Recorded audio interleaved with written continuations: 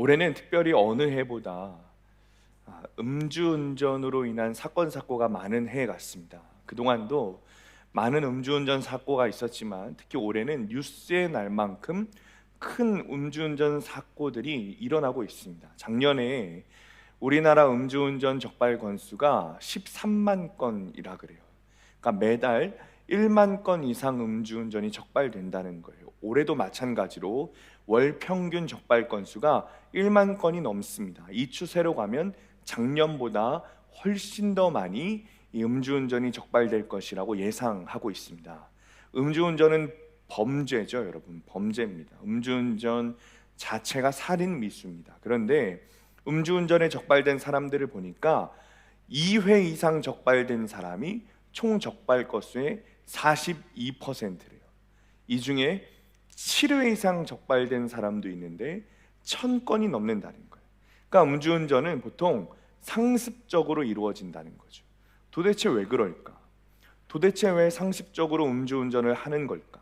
다른 사람을 죽일 수도 있고, 그리고 나도 사망에 이르게 할 수 있는 그 음주운전을 도대체 왜 하는 걸까?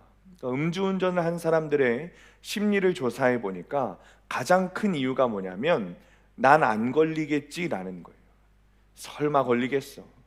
얼마 가지도 않는데, 저만큼만 가면 되는데 설마 걸리겠어? 라는 마음 때문에 음주운전을 한다는 거예요. 실제로 연예인들이 음주운전을 하고 나서 뉴스에 낸 기사를 보면 운전해야 되는 거리가 별로 되지 않아서, 혹은 주차만 하면 돼서, 그래서 설마 걸리겠어? 하는 마음으로 했는데 딱 걸렸다는 거죠. 또 다른 이유는 뭐냐면 설마 사고가 나겠어? 라는 거예요. 내가 술 얼마 안 마셨는데 뭐 설마 사고 나겠어? 한 잔밖에 안 마셨는데, 두 잔밖에 안 마셨는데 사고 안 날 거야, 괜찮을 거야 하는 마음으로 운전을 했다는 거예요. 그런데 어떻게 돼요? 사고 나는 거예요. 결국 붙잡히게 되는 거예요. 이게 무슨 마음이죠? 난 괜찮겠지, 나는 예외겠지 하는 마음으로 음주운전을 했지만 결국에는 다 적발되고 다 처벌받게 되는 겁니다. 우리나라 성인들이 정말 많이 걸리는 병 중에 하나가 고혈압과 당뇨병이죠. 우리나라 사람들의 식습관이 많이 바뀌었고, 그래서 살이 찌고, 살이 찌면 성인병, 특히 고혈압과 당뇨병에 걸린다는 거예요. 근데 사람들은 다 알고 있습니다. 음식을 많이 먹으면 살이 찐다는 걸 다 알고 있어요. 그리고 병에 걸린다는 걸 알고 있습니다. 또 음식을 적게 먹고 하루에 30분 이상 운동해야 살이 안 찌고 병에 안 걸린다는 것을 다 알고 있습니다. 그런데 운동하지 않아요. 음식을 조절하지 않습니다. 이유는 하나입니다. 나는 괜찮겠지라는 거예요. 다른 사람들은 다 걸려도 난 괜찮겠지. 다른 사람들 다 살찌고 성인병 걸려도 난 괜찮겠지. 음식 조절 안 해도 운동 안 해도 난 괜찮겠지라는 거예요. 저도 살이 많이 쪘습니다. 여러분, 제가 살이 왜 쪘을까요? 나는 괜찮겠지, 나는 살이 안 찌겠지 그랬어요. 여러분, 저도 그랬는데 살이 쪘다는 거 아닙니까? 지금 병원에만 가면 의사들이 똑같은 말을 합니다. 살을 꼭 빼셔야 됩니다. 저에게 이래요. 어지간히 빼시면 안 됩니다. 확 빼셔야 됩니다. 그래야 건강해집니다. 여러분, 저도 저에게 이런 날이 올 줄 몰랐습니다. 저는 늘 마르고 건강할 줄 알았어요. 괜찮을 줄 알았어요. 그런데 저도 살을 빼야 하는 날이 온 거예요. 근데 여러분, 더 놀라운 사실 하나 알려드릴까요? 우리나라의 한 교수가 한 500명 정도의 의사들을 대상으로 조사를 했는데 우리나라 의사 5명 중에 4명이 비만이래요. 그러니까 의사들이 맨날 환자들에게 살 빼야 됩니다, 운동해야 됩니다, 음식 조절해야 됩니다 말을 하는데, 재밌게도 그런 말을 하는 우리나라 의사들조차도 5명 중에 4명이 비만이라는 거예요. 그 의사라고 살이 안 찐다는 거예요. 안 찌는 게 아니라는 거예요.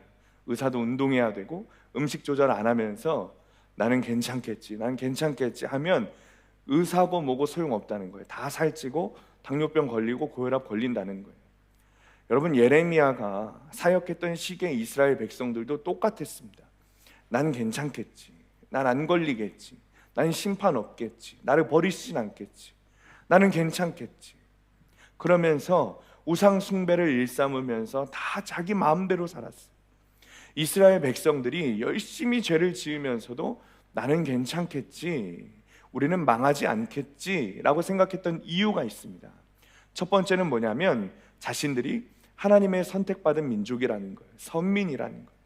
두 번째는 예루살렘에 성전이 있다는 거예요. 그러니 강대국이 쳐들어와도 하나님의 성전이 있는 예루살렘인데 설마 망하겠어? 라는 마음이 있었다는 거예요. 세 번째는 자신들이 하나님을 예배하고 있다는 거예요. 우리가 성전에서 하나님을 예배하고 있는데, 제사 드리고 있는데 설마 하나님이 우리에게 재앙을 내리시겠어? 그런 마음이 이스라엘 백성들에게 있었다는 거예요. 그러니까 우리는 괜찮겠지, 우린 괜찮을 거야, 나는 괜찮을 거야 라고 했다는 거예요. 근데 여러분 어떻습니까?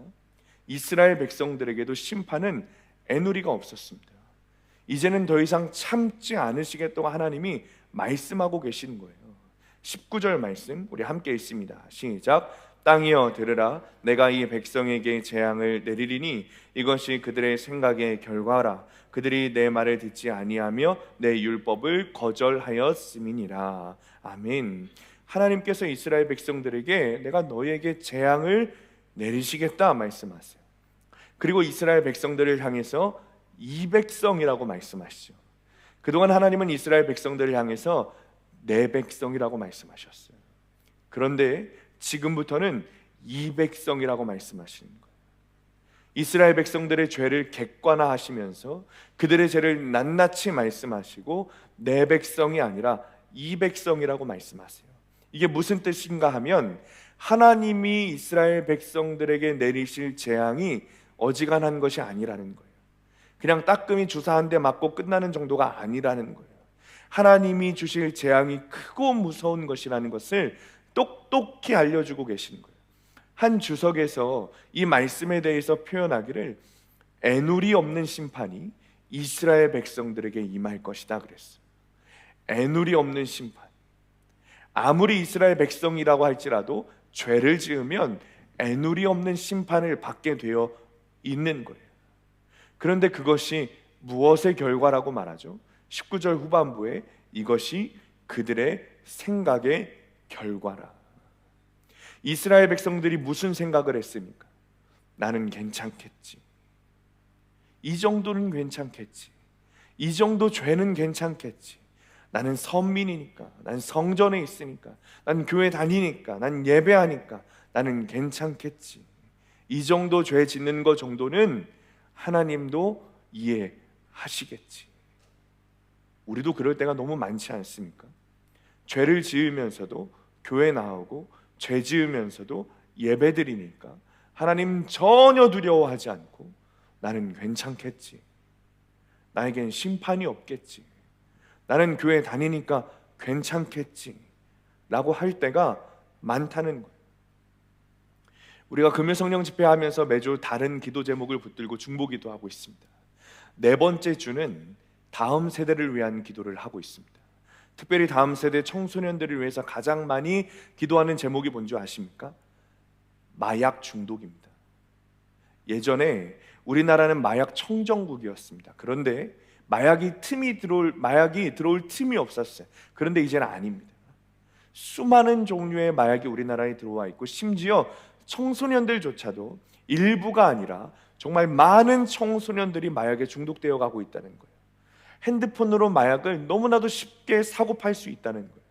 여러분, 우리가 이 문제에 대해서 굉장히 심각하게 여기고 기도해야 합니다. 예전에는 청소년들의 문제라고 하면, 심각한 문제라고 하면 성적인 문제를 이야기했어요.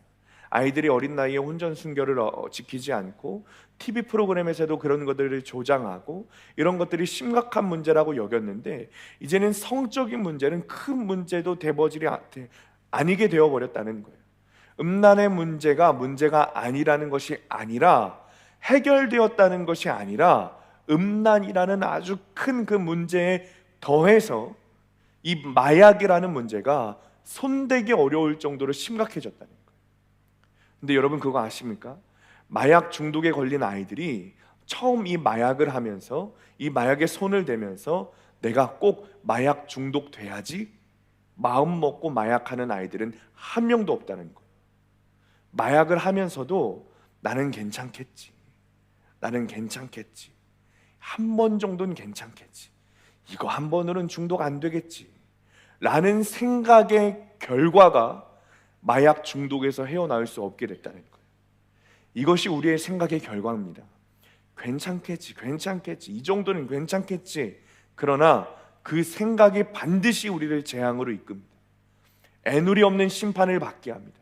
괜찮지 않습니다, 여러분. 나는 괜찮을 거라는 생각이 나를 반드시 중독으로 이끄는 거예요. 마약 중독보다 더 무서운 중독이 죄악의 중독입니다. 그 생각이 우리를 무너뜨리고 하나님의 애누리 없는 심판을 받게 한다는 거예요.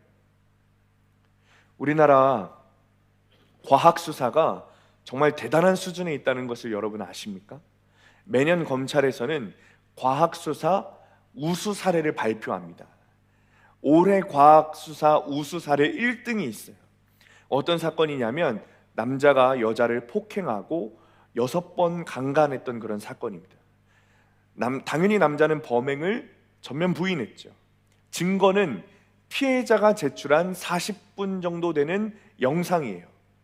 근데 문제는 그 증거 영상에서 두 사람이 구체적으로 확인되는 장면은 약 2분밖에 나오지 않아요. 그리고 그 2분 되는 장면에는 어떤 폭행이나 강간에 대한 그런 장면이 나오지 않습니다. 그러니까 범행을 입증하기가 어려운 거죠. 어려운 거예요. 그런데 과학수사팀이 그 영상에서 범행을 발견했어요. 어떻게 발견했는가? 여러분, 그 영상에는 사람들은 안 나오고 세탁기가 나오는데 그 세탁기 뚜껑에 범행 장면이 38분이나 되는 범행 장면이 비쳐서 촬영된 거예요. 그거를 과학으로 발견해서 범행을 입증한 거예요. 여러분, 눈에 보이지 않아도 이제는 어떻게든 다 찾아냅니다. 나는 숨길 수 있다고 생각하지만 세탁기에게도 숨기지 못하는 것이 우리의 죄인 거예요. 우리는 삶에서 죄를 열심히 지으면서도 교회 나오고 있고 예배드리고 있기 때문에 나는 괜찮을 거라고 스스로 위로하고 싶어 하지만 절대 괜찮지 않다는 겁니다. 그것으로 우리의 죄를 숨길 수도 없고 하나님을 속일 수도 없습니다. 죄는 반드시 애누리 없이 우리를 심판대 앞에 서게 하고 멸망하게 하고 지옥에 가게 합니다. 20절 말씀 우리 함께 읽습니다. 시작. 시바에서 유향과 먼 곳에서 향품을 내게로 가져옴은 어찌함이냐? 나는 그들의 번제를 받지 아니하며 그들의 희생 제물을 달게 여기지 않노라. 아멘. 이스라엘 백성들이 시바에서 향품과 먼 곳에서 향품을 가져왔다 그랬어요. 다시 말하면 아주 귀한 예물을 주님께 드렸다는 거예요. 예배를 드려도 보통 드리는 게 아니라 아주 화려하고 극진하고 정성스럽게 하나님께 예배했다는 거예요. 누구보다 거룩한 모양으로, 누구보다 하나님을 잘 믿는 것처럼 예배를 드렸다는 거예요. 그런데 하나님 뭐라고 말씀하세요? 20절 후반부에 나는 그들의 번제를 받지 아니하며 그들의 희생 제물을 달게 여기지 않겠다. 예배 드리는 것으로, 예물로 우리의 죄를 감출 수 없다는 거예요. 여러분, 희생 제물을 드렸다는 것이 무슨 의미인지 아십니까? 회개기도 했다는 거예요. 오늘 말로 말하자면 회개기도 했다는 거예요. 이스라엘은 지금 희생 제물 드렸고 나 회개기도 했으니까 괜찮지 않냐는 거예요. 이 정도면 된 거 아니냐는 거예요. 그러니 이제 내가 죄 지은 거 다 괜찮지 않냐는 거예요. 그런데 주님 뭐라고 말씀하세요? 그걸로 괜찮지 않다는 거예요. 19절 후반부에 하나님 말씀하시죠. 그들이 내 말을 듣지 아니하며 내 율법을 거절했다. 이스라엘이 예배도 드리고 회개기도도 하지만 정작 어떻게 해요? 삶에서는 하나님 말씀에 순종하지 않았다는 거예요. 그러니 20절에 이어서 말씀하시는 거예요. 그래서 너희들이 삶에서 내 말에 순종하지 않았으니 그래서 나는 너희들의 예배도 받지 않고 너희들의 회개기도도 받지 않겠다. 내 삶에 변화가 없고 내 삶에 하나님의 말씀에 대한 순종함이 없고 내 삶에 하나님을 향한 돌이킴이 없으면 그냥 회개기도하고 예배드린다고 해서 내 죄가 무마되지 않는다는 겁니다. 회개 아니라는 거예요. 괜찮지 않다는 거예요. 반드시 하나님 앞에서 울며 통곡하는 회개기도가 있어야 하지만 그것이 진짜 회개가 되려면 내 몸과 마음의 근본적인 변화, 내 삶을 하나님께 돌이켜 하나님의 말씀에 순종함이 있어야 된다는 거예요. 그렇지 않으면 괜찮지 않다는 거예요. 애누리 없는 심판이 있다는 거예요. 저도 마찬가지죠. 여기서 설교하고 여기서 회개하라고 선포하면 여러분, 설교 끝나고 나면 제 마음에 나는 괜찮겠지 하는 마음이 들어올 때가 있습니다. 그런데 아니라는 거예요. 의사들이 환자들에게 맨날 살 빼야 된다고 말하면서 자신들이 비만인 것처럼 저도 똑같은 거예요. 예배한다는 이유로, 설교한다는 이유로, 예배를 인도한다는 이유로 순종하지도 않으면서 나는 괜찮겠지 하는 것으로 저도 무마되지 않는다는 거예요. 이것은 누구에게도 예외가 없습니다. 목사에게도 예외가 없고 장로, 권사, 집사에게도 예외가 없습니다. 심판에는 애누리가 없습니다. 불순종하면 심판받게 되어 있는 거예요. 그러나 반대로 순종하면 주님이 우리와 함께 하십니다. 그리고 구원의 축복을 누리게 되는 거예요. 16절 말씀 보면 여호와께서 이와 같이 말씀하시되 너희는 길에 서서 보며 옛적 길 곧 선한 길이 어디인지 알아보고 그리로 가라. 너희 심령이 평강을 얻으리라. 하나님께서 말씀하세요. 너희 길에 서서 보며, 내가 서 있는 그 길에서 보라는 거예요. 수많은 갈림길 가운데 옛적 길 어딘가, 선한 길이 어딘지 알아보고 그 길로 가라는 거예요. 무슨 말이죠? 순종하라는 거예요. 하나님 가르쳐 주신 그 길, 그 선한 길이 어디인지 알아보고 아는 것에서 끝나는 것이 아니라 알아봤으면 그 길로 가라는 거예요. 순종하라는 거예요. 그리고 하나님 말씀하시죠. 그리하면 너희 심령이 평강을 얻으리라. 주님 말씀에 순종하여 가면 우리의 영혼의 평강을 얻습니다. 이 땅에서 줄 수 없는 평안, 다시 말하면 천국에서 주어지는 그 평안을 우리에게 주신다는 거예요. 때로 성도님들과 대화를 나누다 보면 긍정적인 생각이 믿음이라고 생각하는 분들이 있습니다. 하여튼 잘 될 거야, 복 받을 거야, 반드시 복 받을 거야, 기도했으니까 무조건 응답 받을 거야, 문제는 반드시 해결될 거야. 항상 긍정적인 생각을 갖는 것, 이런 것을 믿음이라고 오해하는 분들이 있습니다. 그런데 여러분, 그건 믿음 아닙니다. 구원에 대해서도 마찬가지입니다. 그전부터 우리는 의심하지 않으면 구원받는다 그랬어요. 그렇게 가르치기도 했습니다. 그러니까 구원 받았다고 확신하게만 하면 된다고 생각하는 거예요. 그래서 확신을 믿음이라고 생각하는 분들이 있어요. 긍정의 힘, 구원에 대한 확신, 이것이 믿음이라고 생각하시는 분들이 있다는 거예요. 그런데 믿음은 긍정의 힘이 아닙니다. 믿음은 인간적 확신이 아닙니다. 인간적 확신이나 구원에 대해서 조금도 의심하지 않는 것, 여러분, 그런 거 믿음 아닙니다. 믿음은 계속해서 주님 바라보고 주님이 주시는 말씀을 듣고 그 말씀에 순종하는 것입니다. 순종이 믿음의 시작인 줄 믿으시기 바랍니다. 많은 성도들이 착각하는 것 중에 하나가 무엇인가 하면 천국에 가는 것이 쉽다는 거예요. 믿기만 하면 천국 간다는 거예요. 저도 그렇게 생각합니다. 예수님 믿으면 천국에 갑니다. 그런데 그 믿음이라는 것이 쉽게 얻어지냐는 것이죠. 우리가 다 가지고 있다고 생각하는 그 믿음이 내가 생각하는 기준의 믿음인지 아니면 예수님이 생각하는 믿음의 기준인지. 여러분, 천국 가는 믿음은 내가 생각하는 믿음의 기준이 아니라 예수님이 생각하는 믿음의 기준입니다. 여러분, 예수님이 생각하는 기준의 믿음을 가지고 있습니까? 이곳에 앉아있는 모든 성도들 중에 저를 포함해서 여러분, 이 중에 얼마나 천국 갈 수 있을까요? 다 천국 갈 수 있을까요? 저는 오히려 반대로 생각하는 것이 더 빠를 거라고 생각해요. 한 명이라도 천국 갈 수 있을까? 여러분, 장담할 수 없습니다. 그래서 성경에서 말하기를 좁은 문 좁은 길이라고 말한 거예요. 믿음에 대해서 말하기를 대궐 같은 문, 3차선 4차선 고속도로라고 하면 얼마나 좋겠어요. 그렇게 말씀하지 않으셨다는 거예요. 좁은 문 좁은 길이라고 한 것은 좁은 문을 통과한 사람이 적고 좁은 길을 가는 사람이 적고 어렵다는 거예요. 그래서 그 길을 가는 사람이 없다는 거예요. 그 길을 가기를 사람들이 싫어한다는 거예요. 어떤 목사님이 믿음에 대해서 설명하시기를 말씀이 머리에서 내려와서 마음으로 내려오는 것이 믿음이다 라고 말씀하시는 것을 제가 들었습니다. 그러니까 들은 말씀이 이 생각에서 머무는 것이 아니라 마음으로 내려와야 믿음이 된다라는 것이죠. 맞는 말씀이죠. 그런데 성경을 읽어보니, 그리고 우리가 말씀을 묵상해보니 머리에서 마음까지 내려온다고 다 되는 것이 아니더라는 거예요. 말씀이 머리에서 마음까지 내려왔으면 그 말씀이 손과 발로 순종하기까지 가야 된다는 거예요. 예수님이 말씀하신 것을 믿고 그리고 그 죄를 회개하고 다시는 그 길로 가지 않는 것, 그리고 한 걸음 한 걸음 좁은 문 좁은 길로 주님 손 붙잡고 순종하여 걸어가는 것, 여러분 그것이 믿음인 겁니다. 그리고 그 길을 끝까지 갔을 때 그때 구원이 우리에게 임하는 줄 믿으시기 바랍니다. 적용 질문입니다.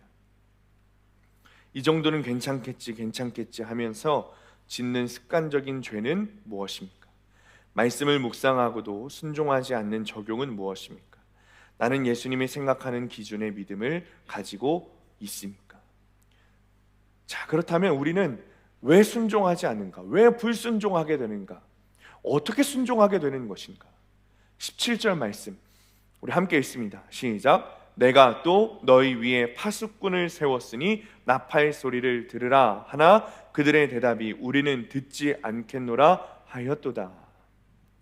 저는 주일 저녁에 늦어도 월요일까지는 제 설교를 반드시 다시 듣습니다. 설교를 들으면서 스스로 피드백을 하고 어떤 방향으로 다음 주에 설교하면 좋을까 생각을 하는 거죠.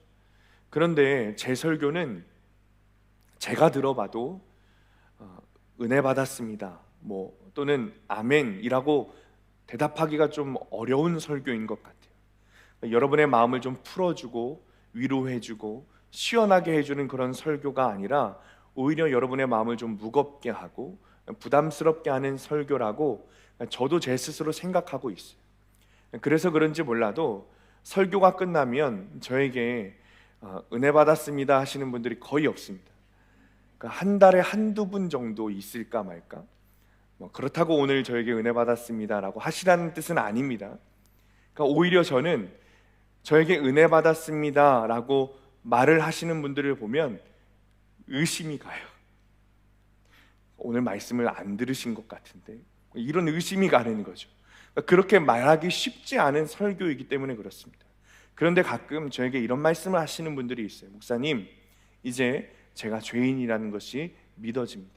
목사님, 내 죄가 뭔지 조금씩 깨닫게 됩니다. 목사님, 큐티하면서 점점 제 죄가 보이기 시작합니다.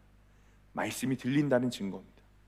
조금 더 나아가서는 단어들이 익숙해지고 문장이 익숙해진 분들은 목사님, 말씀이 들리기 시작합니다 라고 이야기를 하시기도 합니다.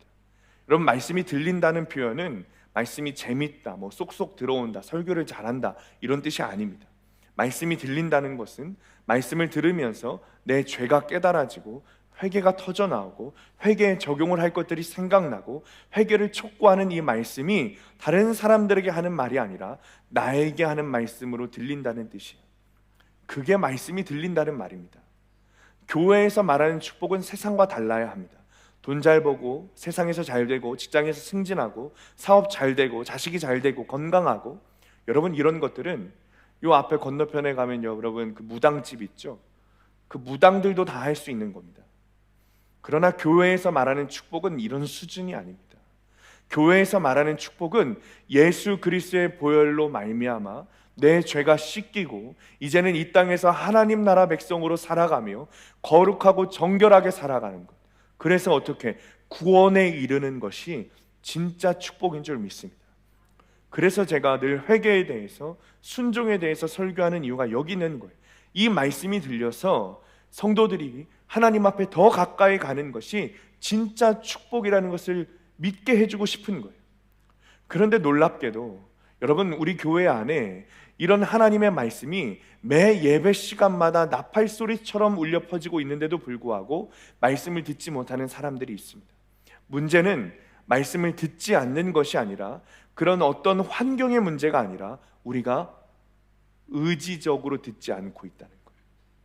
17절 함께 한 번 더 읽습니다. 17절 시작. 내가 또 너희 위에 파수꾼을 세웠으니 그들의 대답이 우리는 듣지 않겠노라 하였도다. 여러분, 하나님께서 파수꾼을 세워서 나팔 소리와 같은 말씀을 전하십니다. 그런데 그들의 대답이 뭐라고요? 우리는 듣지 않겠다. 들리지 않는 것이 아니라 듣지 않겠다는 거예요. 오늘 예배 시간에 듣는 말씀이, 매일 큐티하는 말씀이 오늘 나에게 주신 말씀으로 들어야 순종도 하게 됩니다. 성도들이 예배 시간에 말씀이 들려야 하나님이 계획하신 나를 향한 구속사가 무엇인지 깨닫게 되는 거예요. 그냥 줄레줄레 왔다가 아내 손에 이끌려 와가지고 그냥 뒤에 앉아서 예배 드리는데, 하나님의 말씀이 나에게 주신 말씀으로 들리는 순간, 그 들리기 시작하는 그 순간 우리의 구원 역사가 시작되는 거죠. 말씀이 안 들리면 내 영혼이 죽은 겁니다. 여러분, 우리는 예배 올 때마다 기도해야 합니다. 하나님 말씀이 좀 들리게 해주십시오. 오늘 말씀이 나에게 하시는 말씀이라고 좀 믿어주게 해주십시오. 오늘 말씀을 듣고 제발 내 안에 있는 죄들이 드러나고 다 박살나게 해주십시오. 기도해야 합니다.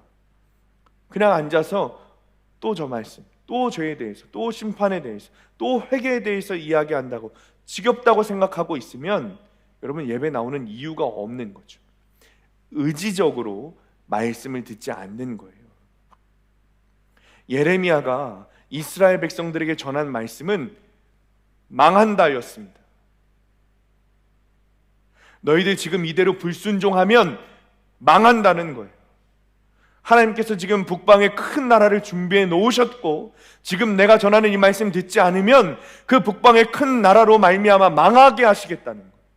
이 말씀에 순종하지 않으면 너희에게 더 이상 회개의 기회가 없다는 거예요. 슬퍼하고 통곡할 날밖에는 없다는 거예요. 그런데 이스라엘이 어떻게 합니까? 예레미야의 말을 무시하는 것을 넘어서 예레미야를 때리고 가둡니다. 의지적으로 하나님의 말씀을 듣지 않는 거예요. 아예 그 말씀 듣기 싫으니까 예레미야가 말을 하지 못하도록 때리고 가두는 거예요. 그리고 평안과 위로의 말을 전하는 거짓 선지자들의 말만 믿고 하나님께 불순종하는 거죠. 내가 지금 하나님의 말씀에 불순종하는 것이 의지적이라는 것을 여러분 깨달아야 합니다. 어느 날 한 성도님에게 전화가 왔습니다. 등록하시고 새신자 교육까지 다 마치신 분입니다. 그리고 잘 다니시는 것 같았는데 전화가 왔어요. 교회를 좀 옮겨야겠다는 거예요. 왜 그러시냐고 여쭤보니까 도무지 목사님 말씀하시는 것 같은 믿음을 가질 수가 없겠다는 거예요. 목사님 말씀하시는 믿음이 진짜 믿음이라는 것도 알겠대요. 그런 말씀을 하십니다. 그런 믿음이 있어야 구원받는다는 것도 내가 알겠다는 거예요. 그런데 그 진짜 믿음이라는 것을 내가 가지고 살아가는 것이 너무 부담스럽대요. 그리고 실제로 저에게 이런 말씀을 하셨어요. 목사님, 회개하라는 말씀 들으면서 부담스럽게 살기보다는 믿기만 하면 구원받고, 믿기만 하면 축복받고, 믿기만 하면 교회만 다니면 이 세상에서 잘 된다는 그런 말씀 듣는 교회로 가겠습니다. 의지적으로 말씀을 듣지 않겠다는 것, 답답하더라고요. 오늘도 나팔 소리와 같은 말씀을 듣고 있습니다. 여러분은 지금 이 말씀이 들려서 여러분 마음 가운데 통곡함과 회개가 일어납니까? 아니면 의지적으로 듣지 않고 있는 것은 아닙니까? 함께 큐티하고 속회하고 제자훈련하면서 느끼는 것이 무엇인가 하면 성도님들이 말씀에 대해 너무 잘하신다는 거예요. 그런데 그 말씀을 내 말씀으로 듣기를 싫어한다는 거죠. 여전히도 나는 죄인이 아니라는 거예요. 모르는 것이 아니라 듣고 싶지 않은 거예요. 인정하고 싶지 않은 겁니다. 자녀의 믿음 없음을 인정하고 싶지 않은 거예요. 자녀의 믿음 없음이 나의 믿음 없음에서 흘러나왔다는 것을 인정하고 싶지 않은 거예요. 지금 겪는 이 모든 상황들이 하나님의 말씀처럼, 오늘 말씀의 말씀처럼 내 생각의 결과라는 것을 믿고 싶지가 않은 거죠. 그러니 나팔 소리와 같은 하나님의 말씀을 의지적으로 듣지 않는 거예요. 반대로 여러분, 말씀이 들리면 순종도 의지적으로 하게 됩니다. 말씀이 들리면 내 죄가 얼마나 큰지 알게 돼요. 말씀이 들리면 내가 받는 고난보다 내 죄가 더 크다는 것을 알게 됩니다.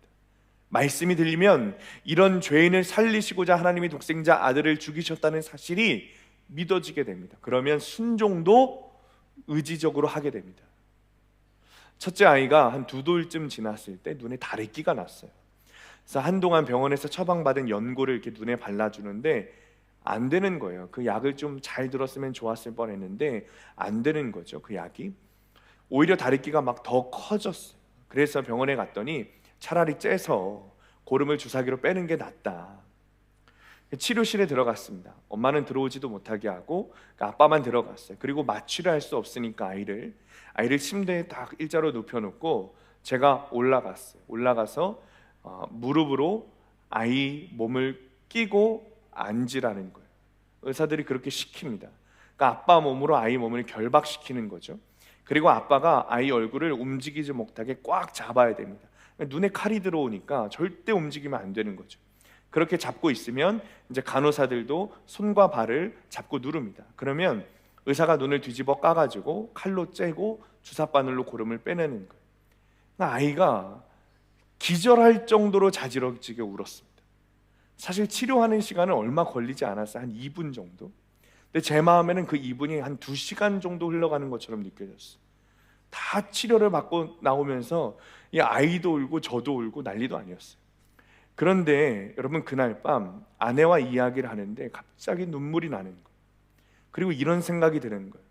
내 아이가 치료하는 것 때문에 당하는 그 짧은 2분간의 고통을 보고도 부모의 마음이 이렇게나 괴로운데 하나님은 나를 살리시려고 독생자 아들을 채찍에 맞게 하시고 조롱과 모욕을 당하게 하시고 십자가에 못이 박혀 죽게 하셨구나.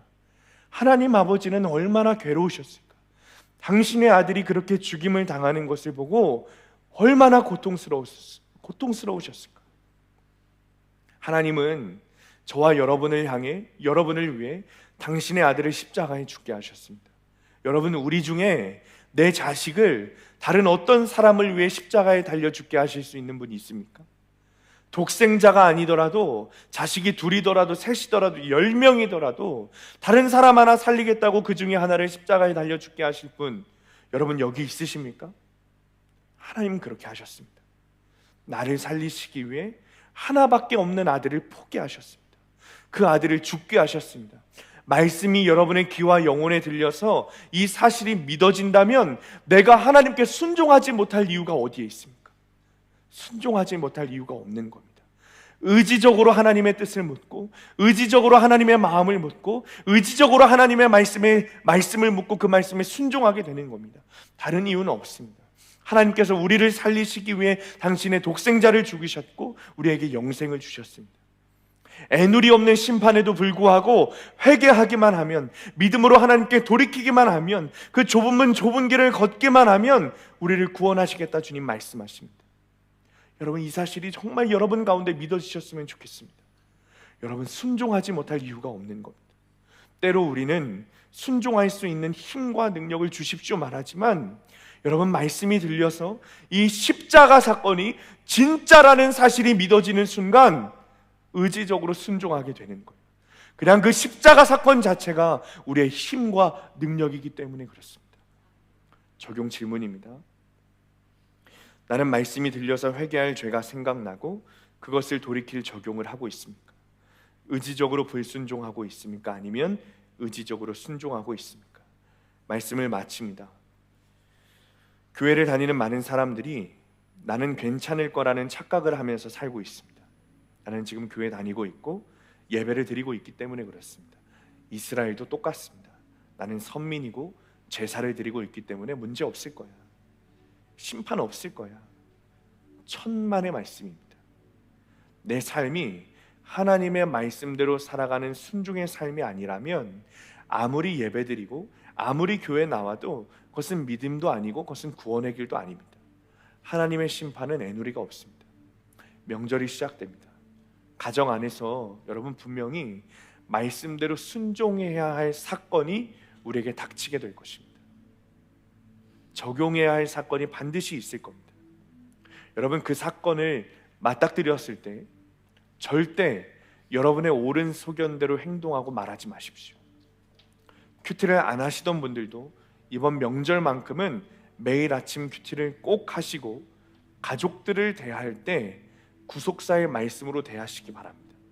이번 명절이 하나님의 말씀에 순종하여 용서하지 못할 사람을 용서하고 사랑하지 못할 사람을 사랑하는 그 날이 되어야 합니다.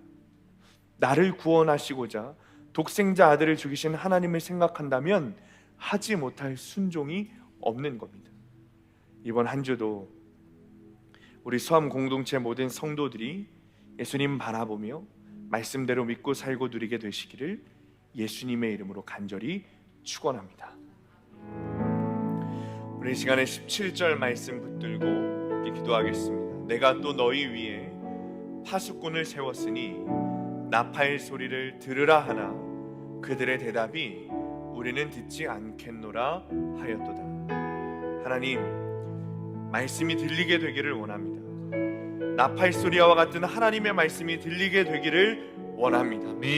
이미 하나님께서 우리에게 파수꾼을 세우셔서 말씀을 전하고 계시지만 우리가 의지적으로 그 말씀을 듣지 않고 의지적으로 불순종했음을 고백하며 회개합니다.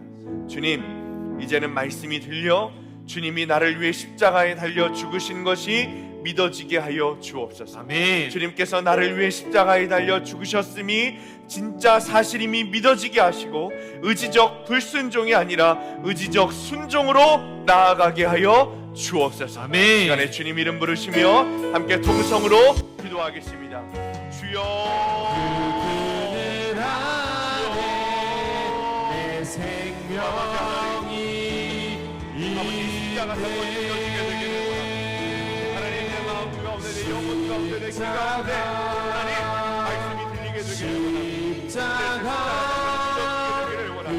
내 마음 가운데 십자가 사건 믿어지지 않아 하나님 소망이 있네. 하나님 용서하여 주옵소서. 내가 정말 십자가 사건이 믿어졌어. 하나님께서 나를 위해 십자가 것이 믿어졌어. 하나님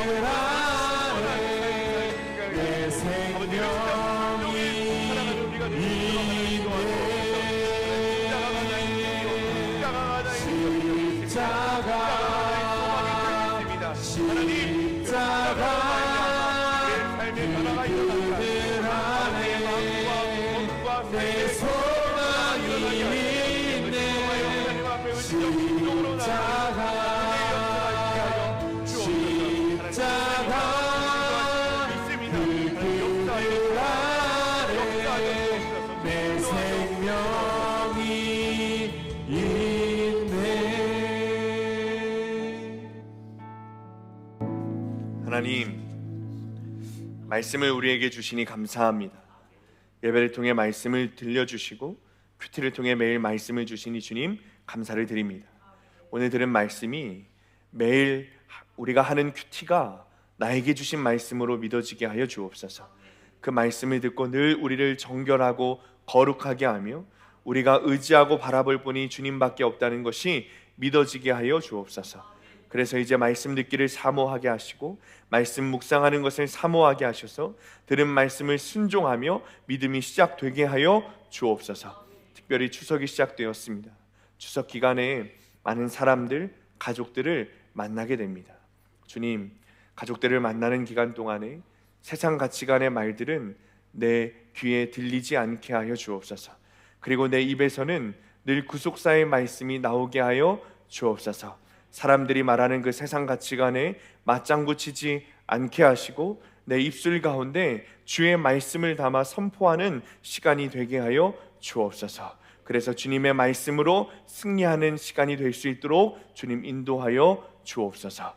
이제는 우리의 창조자시요 구속자가 되시는 하나님 아버지의 사랑하심과 우리의 진리와 길이 되시는 예수 그리스도의 은혜와 그리스도의 영으로 우리와 동행하시는 성령님의 감화감동 교통하심이 주님의 말씀을 듣기를 사모하며 의지적 순종으로 주님을 따라가고자 결단하며 세상으로 나아가는 모든 성도들 머리머리 위에 이들의 가정과 일터와 학업 위에 그리고 사랑하는 수암교회 위에 영원토록 함께 하시기를 간절히 축원하옵나이다. 아멘.